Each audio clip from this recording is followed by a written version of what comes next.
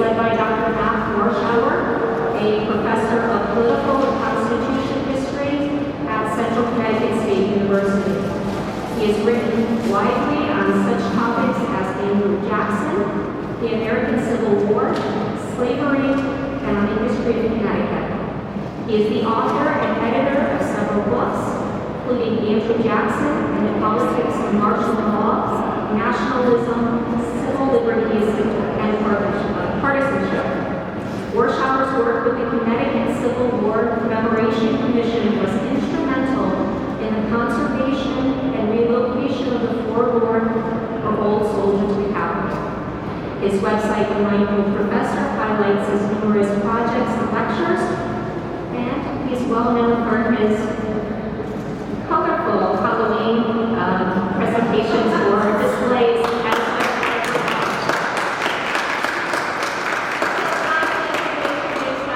Warshauer for his presentation on our Forlorn Soldier.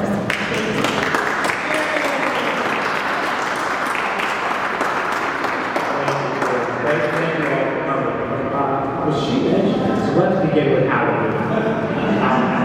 The display is 95% complete. It goes up in 2 weeks. I once was invited during the sesquicentennial of the Civil War by a good friend of mine who was the social studies chair at Hall High School in West Hartford a number of years ago, in the middle of the commemoration. We were all hopped up about the American Civil War, and he invites me to present to 90 high school students about Connecticut and the American Civil War. And he introduced me, as Kim did, to talking about my academic background. And you want to see 90 kids bored out of their minds. They didn't care who I was. They were just like, I'm going to have a class today. And then my friend Steve said, oh, you guys might know better than I who does the Halloween house on Main Street. 90 kids snapped to attention and started going, oh, I love your house. So it doesn't matter what I do academically. I give them a Pulitzer. The kids don't care. But they love Halloween as you are. So in 2 days, on September 17th, 10 years ago, I was standing right in this hall.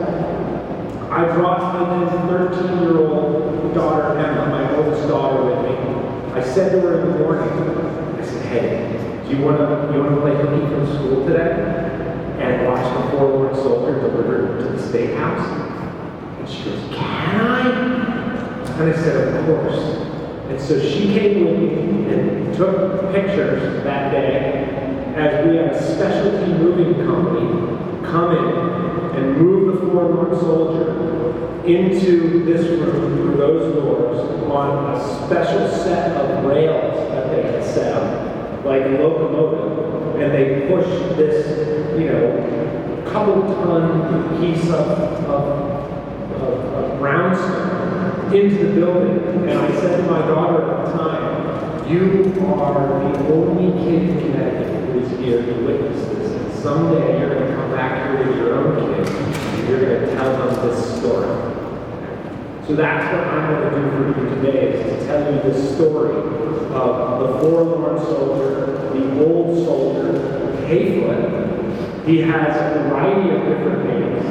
I hope you had a chance to take a look at him. But before I begin, I need to introduce a friend of mine, Terry Wilson. If you would stand up.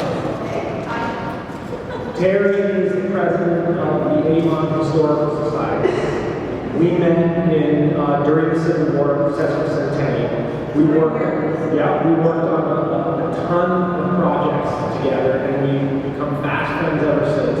The only reason I got involved in the Forlorn Soldier project, and the only reason that he is in this building and has been conserved and not destroyed, is because of her. She's the one who told me about it. She's the one who, at the beginning of the project, when I was feeling out to the Metropolitan District Company, on whose land he stood on the inside, surrounded. It was on an island of land inside MTC property, and they were doing construction. And this is down on Airport Road on the south end of Hartford. Right next to 91 in the train tracks there. She called me one morning and said, a truck is going to back into that. It's going to be destroyed. So I called the Metropolitan District Company. My understanding, yes.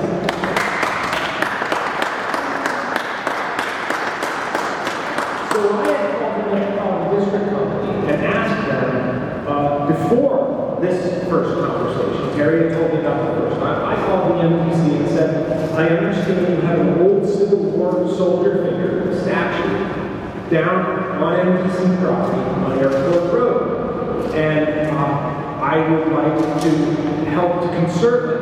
And I understand you want to relocate it.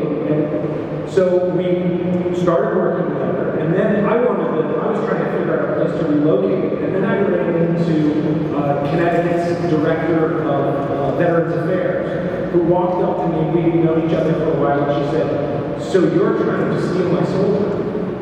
I said, what do you mean? And she said, well, I want to place him across the street from Rocky Hill VA Hospital, which was the model for the first VA hospital in the entire country.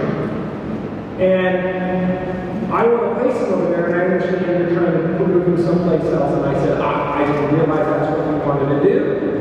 Go do that. It's your project. I said, that's fine. And then I got the call a year later. And so I called the folks at MPC and I said, hey, what's going on with the old soldier? So well, we had somebody start doing work on him. And then we got a cease and desist order. He's privately owned. So he sat on a plot of land that was 10 feet by 10 feet in the middle of MPC property, literally an island of land. And he was owned by the Kelly family. The representative of the Kelly family was John Kelly. John is very, very well known as a Hartford attorney. He's retired now. What's that? Peter Kelly, excuse me, what am I saying? Peter Galbraith Kelly. Thank you for the correction. This is why I write here. Usually when I make these things up and make mistakes, nobody can call me on it. So, okay. Peter Kelly.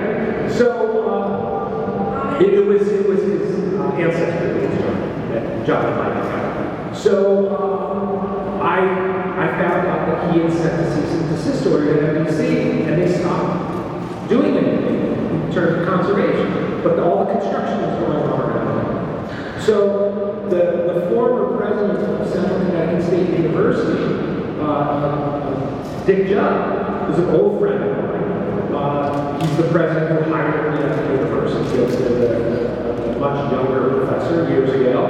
And I called Dick and I said, Dick, I need to have a meeting with Peter Kelly. I need to talk about the Forlorn Soldier. We literally went to breakfast the next morning. And we discussed it, and we talked about his family's connection to the Forlorn Soldier. And that moment right there, we said, all right, we're going to get this thing done. We're going to conserve it, and we're going to figure out where we're going to send it. So that's sort of the backdrop to this larger story. Well, what the Kelly family had to do with this was that in the 1880s, 1890s, two Irish immigrants, his ancestors, had come over, settled in Hartford, and they had bought the stone yard of James G. Batterson. Batterson is probably not most well known for the founding of Travelers Insurance in 1864. But he was also a very, very well-known stone creator. He designed a machine that made all of these round columns. He was the builder for this building. Okay? So he also became one of the principal monument builders for Civil War monuments. He had traveled Europe several times and was fascinated by monumentation in Europe and in Egypt. And he said, America doesn't have anything like that, and we need to have something like that. The Civil War gave him the opportunity. He created 14 different Civil War monuments in the state of Connecticut, as well as hundreds of monuments all over the country. He created the monument of Old Simon at Antietam National Battlefield. He created the monument at Gettysburg National Battlefield. So to say that he was America's, really one of, if not the first Civil War monument delivered in the United States. It's an understatement. So Batterson, at first, most Civil War monuments were obelisks. All the first Civil War monuments are obelisks. An obelisk is the Washington Monument. It goes all the way back to Egyptian history. And it is a funerary symbol to memorialize and monumentalize death and the passing of people. Those are the first monuments that are created. Batterson got the idea of, what if we did different kinds of monuments? What if we created bases for monuments that had all kinds of things on them, but we created a soldier figure that went on top of the monument, right? And if you ever visited the King National Battlefield, you will see this figure, Old Simon, and it is a soldier figure. And here's where the Forlorn Soldier comes in, and why he is so important. When the Kelly brothers purchased the stone yard from James Batterson, they went into some of the sheds, and in the back storage area, a shed, he was laying in there, this soldier around the corner, was laying there on his side. And as the story goes, Michael Kelly became very fond of this old soldier. And he put him up outside of the stone yard, which was sort of down by the pulpit at this time, on that south end of Hartford. And he was placed right on the outside of the stone yard, and people went by him all the time, every day. And so Batterson created all of these various soldier figures. Ultimately, this guy was moved when the Kelly brothers moved their stone yard from the first site where Batterson created to over by Airport Road. They brought the old soldier with them. And he stayed there. When the Kelly brothers ultimately sold the business in the 1960s, they decided to retain ownership of the old soldier. And as the story goes, so he's been called the Forlorn Soldier, he's been called the Old Soldier, he's been called Old Hayfoot. And the theory was that they carved him incorrectly. That when you look at the manual of the soldier during the Civil War, there is a very, very well-known position that is called parade rest, where you are standing with your left foot forward, your right foot next to you, and that's parade rest. So from attention to parade rest. Well, your Forlorn Soldier has the opposite foot forward. And so one of the theories was that the carver of the soldier had been looking at a picture, and the picture, because of the photography at the time, flipped the image, and he put the wrong foot forward, hence the name Hayfoot. And so they thought, oh, they carved him wrong, so they decided not to use him, and so they threw him off to the side, and that's the story of the old soldier. The Kelly brothers really liked him, so they put him up, and isn't that a cool story? And then over the years, on a number of instances, he became damaged from the weather, and at one point, when the Connecticut River overflooded its banks, there was actually a major flood in the south end of Hartford, and I think this is in the 1930s, might have been 38 with the hurricane. At the front of the house, local house, got torn off the porch, and it flowed by, it knocked the old soldier down. It actually decapitated him. And I found multiple newspaper articles from the Current and the Hartford Times at the period saying, literally headlines, taps for old Hayfoot, that he's done now. Here he got decapitated, he's through. Well, the Kellys still liked him so much, they lifted him back up, they sunk a brass rod into his head, they put his head back on, and so he stayed. But this story, which is incorrect, about him being carved improperly, had continued all the way into this time period that we started working on his conservation. So one of my graduate students at the time, Tony Roy, who is now the president of the Connecticut Council for Social Studies, I'm his vice president. So he's risen above me, and he likes to let me know that. So I said, Tony, you're working on your master's project, your master's in public history. I said, would you be interested in working on this Forlorn Soldier project? Go dig in and find everything you can. Go to the Connecticut Historical Sites, go to the State Library, go and check out every archive, learn as much about Patterson as you can. And so that's what Tony did. And he went around Connecticut looking at other Patterson soldiers. And there's a variety of them. There's one in Portland, Connecticut. And of course, Portland is one of the homes of brownstone in the history of the United States, and certainly in Connecticut. So theirs is made of brownstone, just like this one. Brownstone is a very sedimentary stone.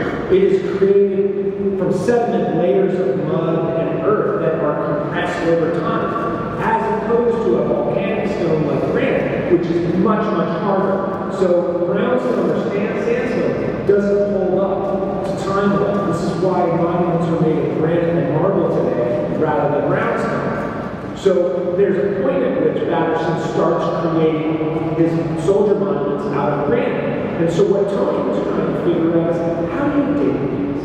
Which ones are the oldest ones? And we were trying to figure out, where does the Forlorn Soldier fit in all of this?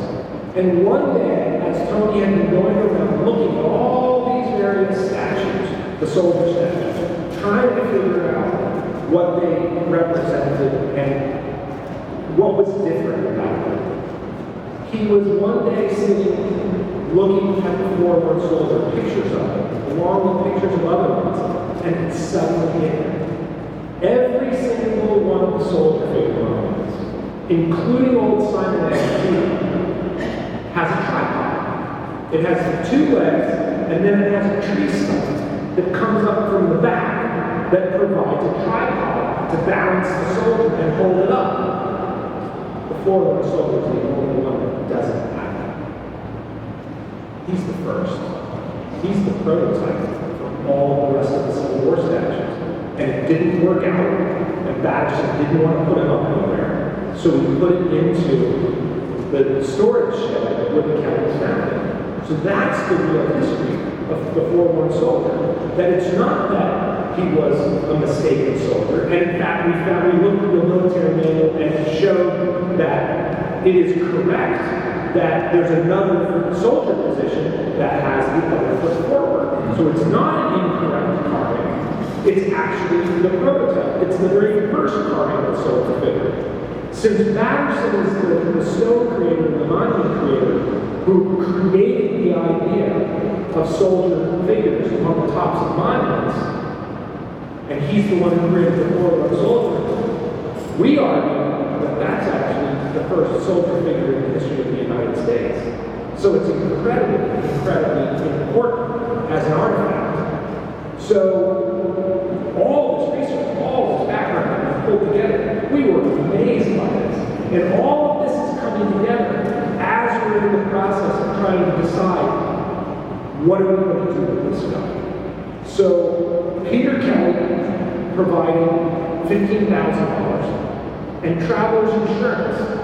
I've done a lot of work with Travelers. Travelers is a wonderful, wonderful community organization. The Travelers Foundation supports that. They're a Hartford, Connecticut organization. They support all kinds of community things.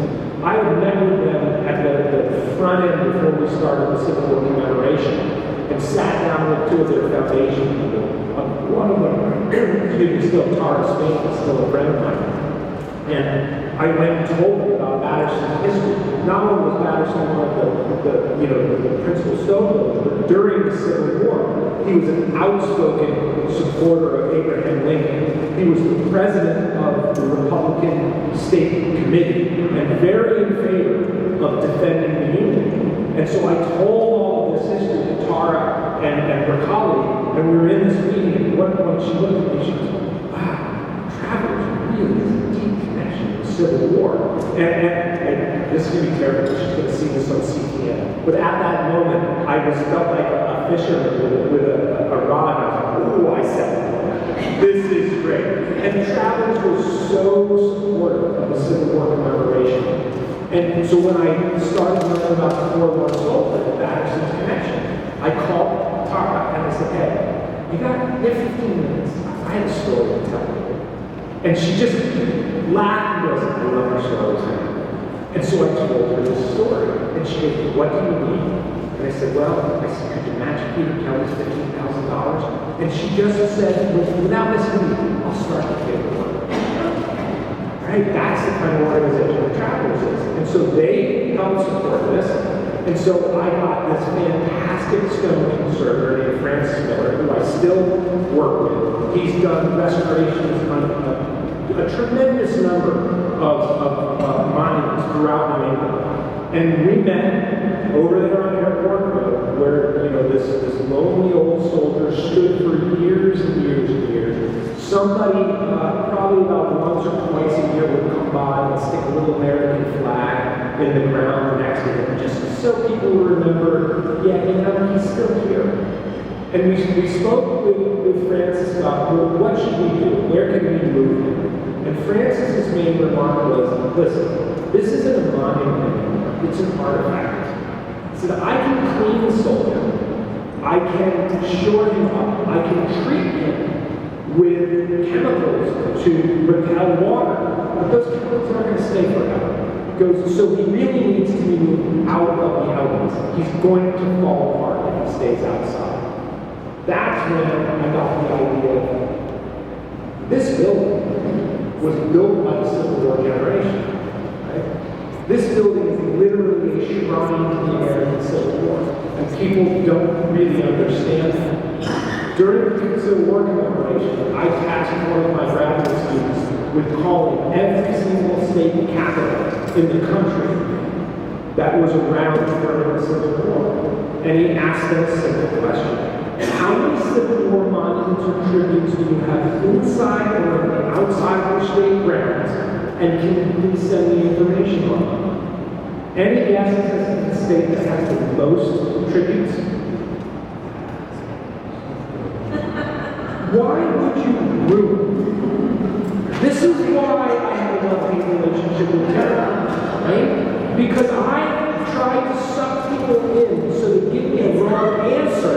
It's not obvious. Your answer, South Carolina, is the most typical answer. And South Carolina, however, has the second most. At 14. Connecticut has the most. We have more Civil War artifacts and tributes inside and outside of this capital. The Forlorn Soldier, the Chattanooga Tree, the USS Hartford model there, the bowsprit to the USS Hartford, the portrait of Lincoln, which is actually fairly recent. We have a lot of Civil War tributes here, outside of this building and inside of this building. I would even argue to you that the genius of Connecticut behind me is a Civil War artifact. It was placed on this building. That's a different talk, I think. The genius of Connecticut was placed on this building by the Civil War generation as a guardian angel figure. Where it was changed from the title Angel of Resurrection, which was its original name, to the genius of Connecticut history, I've never been able to find documentation on that. But it was originally the Angel of Resurrection. And when you talk about 55,000 soldiers who served from Connecticut, 10% of them died. And when you come to Connecticut during the Civil War, this place looks like an armed camp. There are constantly soldiers coming and going, and wounded soldiers coming and going. There are funerals all the time, everywhere. Tell me a generation that needed an angel of resurrection and protector more than the Civil War generation. That's why they put on this Capitol building, and people have forgotten that history completely. Right? But again, that's a different direction. So the Forlorn Soldier, Francis said, you can't keep him outside. I said, he belongs in the Capitol building. So I started the process of talking with the Office of Legislative Management to move him in there. The next question was, what do we do with him? Do we preserve him? Which is different than conserving him. Preserving him is bringing him back to the way that he looked at another time. And if you remember, we have those other brownstone monuments by Patterson. We have those other granite monuments by Patterson. We know what his face looked like. We could have reconstructed what Francis could have done it. Could have put some stuff on it, carved the face, and put new hands on it, right? Fix the scabbard that's broken. completely sealed the cracks, cleaned them up, put a rifle in his hands, and we decided that wasn't good. That rather, we needed to conserve him. And the main reason we needed to conserve him rather than preserve him is that he tells his own story. He is silent, but he speaks. Right? He is silent, but he speaks. And what he speaks to is our loss of memory regarding the Civil War. We don't remember. 750,000 Americans died in this war. For today's population figures, that's 7 million. Right? Imagine if we had a war today where 7 million Americans. We would remember that very, very well. We are losing that, our memory of the American Civil War and its meaning. And so I think the Forlorn Soldier represents that concept perfectly. And he serves as a talking piece of this past. And it's about the Civil War. It's about soldiers' sacrifices in the Civil War. It's about the monumentation of the Civil War and what does that mean. It's about memory in the Civil War and the loss of that memory. Last week was the 22nd anniversary of 9/11. That too is something that we are beginning to forget. Everybody in this room, or most of us I would say, know exactly where we were on 9/11, right? That was our traumatic experience. The two of you back there by the camera were very young or not born. And you either have no memory of the events, or it's just sort of in the background. I teach a course called the 9/11 Generation. I've been teaching it for 10 years. I have a bunch of 18 and 20-year-olds in my class. And I said, does 9/11 even matter? And they sort of debated it. They said, well, no, it's really important. It's like Pearl Harbor. I said, okay. I said, what was the date of Pearl Harbor? Only one kid in the class knew, and he put it in 1943. Gave it a yes. So, to me, this question of memory and meaning and symbolism between the Civil War and issues like 9/11, things that challenge our nation to its very core, they are deeply, deeply connected. And in fact, it was the Civil War that got me interested in the study of 9/11, and the reason why I just finished a book on 9/11 that was called Creating and Failing the 9/11 Generation. And I was giving a talk at the Southington Library at the 10th anniversary of 9/11, and talking about memory and meaning of the Civil War to a room full of people who didn't really remember much. And across the street was a huge banner that says 9/11, 10th anniversary, we will never forget. And all I could think was, do you want to take some bets on that? We will start to forget, or it will fade from our memories, or fade from our history. And it was that moment, this was in 2011, it was at that moment, it was at the very beginning of the commemoration, I said, when I'm done with this project, my next project is 9/11. And I spent the last 10 years, 8-10 years, researching, reading about, studying, writing about 9/11. So I think that these things are all connected. So we made this decision to conserve this guy. And so Francis came up with a plan. He stabilized him over by Airport Road, meaning that he went over there and he put a tarp up. He drilled holes into him. He put in brass rods that had holes in them. And then he injected epoxy. And so that the epoxy, the rods were to secure it. And then the epoxy went out almost like Swiss cheese through the holes and cemented it. And then he took literally a syringe of epoxy and was syringing each crack in the Forlorn Soldier. When he got to the point where he thought it was stabilized enough, he created a special backing for it, a wooden backing, that he could screw into anchors placed in the back of the soldier. And then we called that specialty moving companies, and he was lifted up, placed on a flatbed truck, moved back to Francis' stone yard in Hampton, where he was further conserved, cleaned, treated. The day that we removed him from that road, we put out notices in the newspaper. We had a ton of Civil War reenactors come in uniform. We had a color guard. The state troubadour at the time wrote an original song about the Forlorn Soldier, right? And so we had 21 months. We had like a real event for lifting him up and moving him out. And people from around the area, those who we talked earlier, you guys remember him being down there. Dozens and dozens of people came who remembered him being down there, saw in the newspaper that he was being moved and they wanted to see him off. And they told stories about visiting him when they were in their years. And one guy said to me, he goes, "You know why his face looks like that, don't you?" I said, "No." He goes, "In the 70s, he goes, kids would go cruising, they'd be out drinking, and they'd go by and they'd unload pistols in his face. They would shoot at him." He goes, "I remember it." So that's a crazy part of the history, part of the story.